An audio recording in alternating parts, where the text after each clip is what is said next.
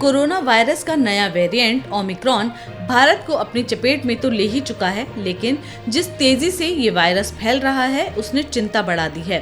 बताया जा रहा है कि ओमिक्रॉन का ट्रांसमिशन रेट काफी ज्यादा है।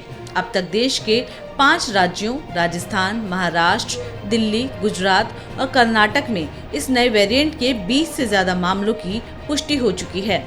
ये वेरिएंट कितना खतरनाक है इसके बारे में बताते हुए इंडियन मेडिकल एसोसिएशन यानी IMA के अध्यक्ष डॉक्टर JA जयलाल ने बताया कि डेल्टा वेरिएंट के मुकाबले ये ओमिक्रॉन वेरिएंट 3 गुना ज्यादा है, यानी ये वायरस 3 गुना तेजी से लोगों को संक्रमित कर सकता है। So this is a time which the scientific evidence available. We understand the Omicron is highly transmissible. It is nearly 5 to 10 times more potent in transmissibility than Delta virus. So we need to take all precautions to stop the transmission. Thereby, Indian Medical Association, we request the government to take adequate steps to ensure the appropriate COVID protocol is followed.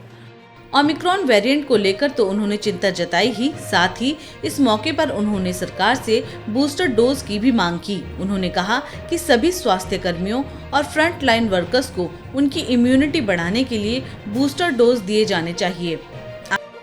We believe the immunization has proved and effective against the serious infection.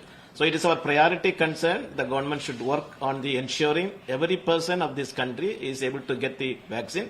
We thank the Honorable Prime Minister for the achievement of 1.26 billion vaccination, but there is yet to few more people has to get the second dose. Then we should be, that is our first priority, and reaching out the vaccination to all the people. But we are equally concerned at the impending third wave of this Omicron is there.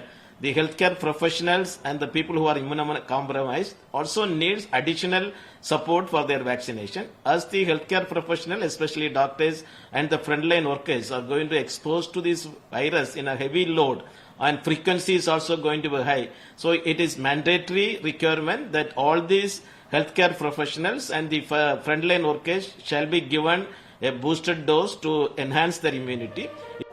आपको बता दें, corona की मार से सबसे ज्यादा जूझ रहे महाराष्ट्र पर अब इस कोरोना के नए वेरिएंट ओमिक्रॉन की गिरफ्त बढ़ गई है। महाराष्ट्र के पिंपरी चिंचवड नगर निगम के आयुक्त राजेश पाटिल ने बताया कि यहां अब तक 6 लोगों की रिपोर्ट में ओमिक्रॉन वेरिएंट का पता चला है और 10 लोगों को जीनोम सीक्वेंसिंग की रिपोर्ट का इंतजार किया जा रहा है।